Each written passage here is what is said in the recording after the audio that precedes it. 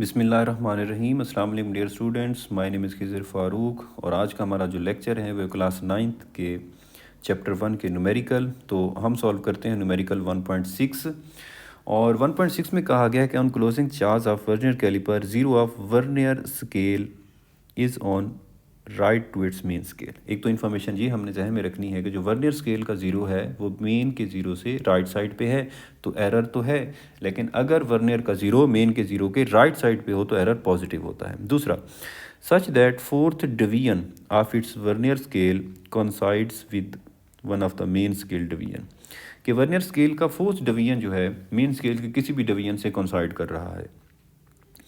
Find the zero error and zero correction. तो हम बिल्कुल सिंपल से ज़ीरो एरर जो है और ज़ीरो करेक्शन फाइंड कर लेते हैं। तो सबसे पहले हम फाइंड कर लेते हैं ज़ीरो एरर। ज़ीरो एरर का फार्मूला होता है n multiplied by least count. What is n? n वो डिवीजन है वर्नियर स्केल का जो मेन स्केल के किसी भी डिवीजन से कंसाइड कर रहा है, और वो है 4 multiplied by least count. Least count किसका? वर्नियर कैलिपर्स का। अब वर्नियर कैलिपर का लीस्ट काउंट होता है 0.01 सेंटीमीटर। तो इन दोनों को मल्टीप्लाई करेंगे तो हमारे पास क्या आ जाएगा? ज़ीरो एरर आ जाएगा। जब इनको हमने मल्टीप्लाई किया तो आंसर आता है 0.04 सेंटीमीटर। अब ज़ीरो एरर प्लस होगा या माइनस, ये हमें उसने बताया है कि कहाँ पे है वर्नियर का ज़ीरो मेन के ज़ीरो के राइट साइड पे। तो इट्स मीन जब वर्नियर का ज़ीरो मेन के ज़ीरो के राइट साइड पे होता है तो एरर पॉजिटिव होता है। इसी तरह से अब हम मालूम कर लेते हैं ज़ीरो करेक्शन। जब एरर पॉजिटिव हो तो ज़ीरो करेक्शन क्या होती है? नेगेटिव। तो -0.04 सेंटीमीटर ये हमारे पास आ जाएगा ज़ीरो करेक्शन। अब हम चलते हैं हमारे नेक्स्ट क्वेश्चन की तरफ। नेक्स्ट क्वेश्चन है हमारा 1.7। इसमें हमसे कहा हुआ है कि a screw gauge has 50 divisions on it's circular scale. तो हम लिख लेते हैं number of divisions on circular scale, वो है 50। उसके बाद कहा हुआ था pitch of screw gauge is 0.5 millimetre. तो हम लिख देते हैं pitch of screw gauge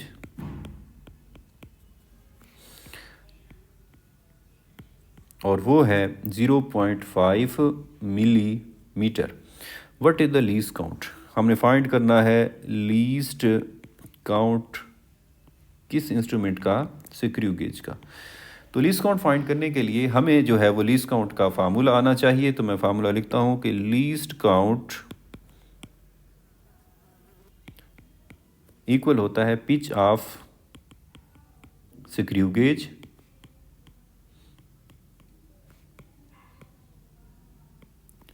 over total number of divisions on circular scale. जी, तो पिच ऑफ स्क्रू गेज थी 0.5 millimetre over total number of divisions जो हैं वो सर्कुलर स्केल पर थे, वो थे 50। अब जब मैं इसको डिवाइड करता हूँ तो हमारे पास जो आंसर आता है वो आता है 0.01 मिलीमीटर।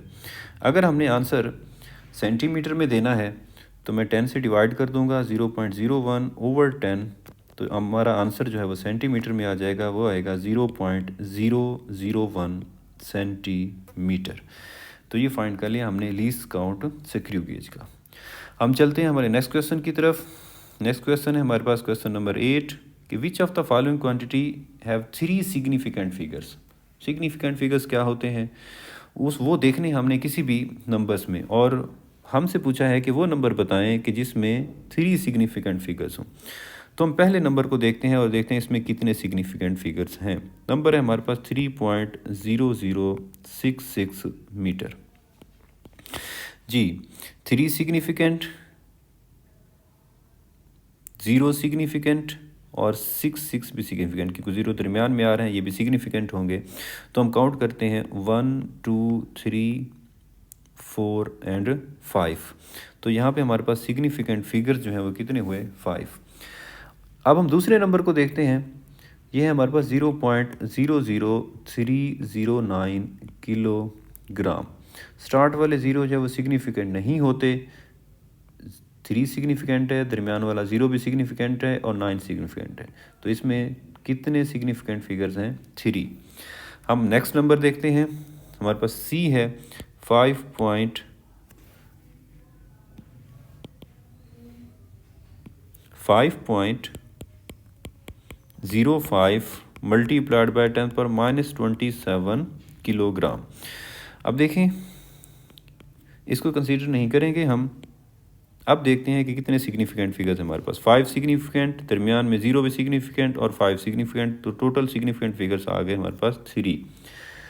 और डी है 301.0 सेकेंड। अब इसमें हम सिग्निफिकेंट फिगर्स देखेंगे, 3 सिग्निफिकेंट, 0 सिग्निफिकेंट, 1 सिग्निफिकेंट और लास्ट वाले 0 भी सिग्निफिकेंट होते हैं।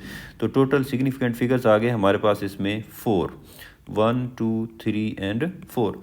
लेकिन उसने हमसे पूछा था कि वो नंबर्स बताने हैं, वो क्वांटिटीज़ बतानी है जिसमें कितने सिग्निफिकेंट फिगर्स हों 3। अब हम देख लेते हैं कि बी में कितने सिग्निफिकेंट फिगर्स थे 3 और सी में कितनी सिग्निफिकेंट फिगर्स थे 3। तो अब हमारा जो आंसर है वो है बी एंड सी। ये दो नंबर्स हैं जिनमें सिग्निफिकेंट फिगर 3 हैं। अब हम चलते हैं हमारे नेक्स्ट क्वेश्चन की तरफ। हमारे पास क्वेश्चन नंबर 9 है कि what are the significant figures in the following measurement.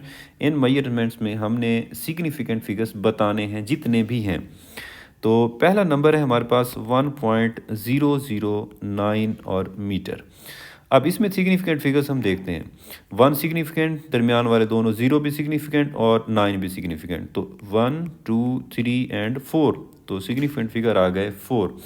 उसके बाद हम नेक्स्ट नंबर देखते हैं, वो है 0.00450 किलोग्राम। तो स्टार्ट वाले 0 जो है वो सिग्निफिकेंट नहीं होते, 4 सिग्निफिकेंट, 5 भी सिग्निफिकेंट और लास्ट वाले 0 भी सिग्निफिकेंट होते हैं। तो हमारे पास यहाँ पे हो गए 1 2 एंड 3। तो इस नंबर में सिग्निफिकेंट फिगर्स आ गए 3। हम नेक्स्ट चलते हैं।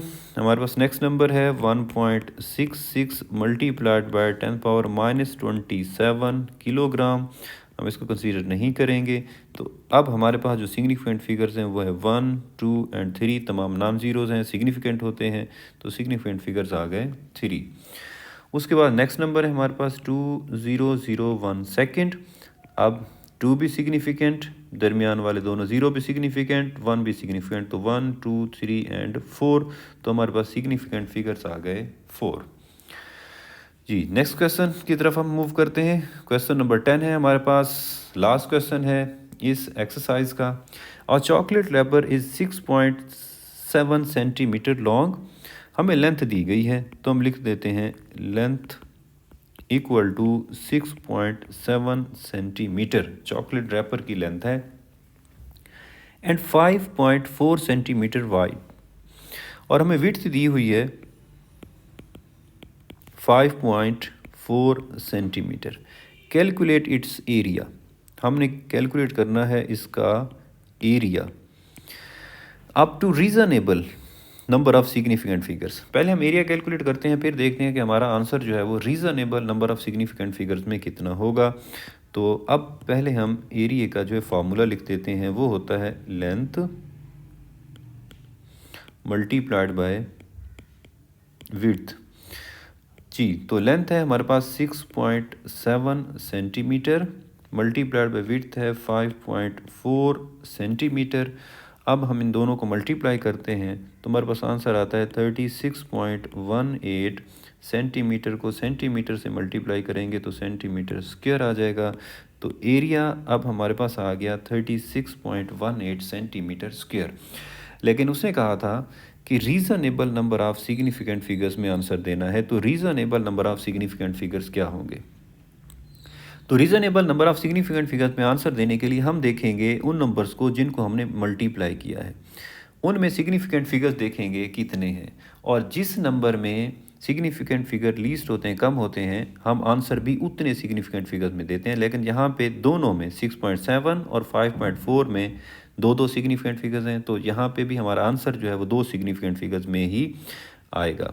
हमारा आंसर जो है वो दो सिग्निफिकेंट फिगर्स में आएगा, क्योंकि यहाँ पे 36.18 में 4 सिग्निफिकेंट फिगर्स हैं, तो दो सिग्निफिकेंट फिगर्स कितने होंगे, 36 सेंटीमीटर स्क्वायर।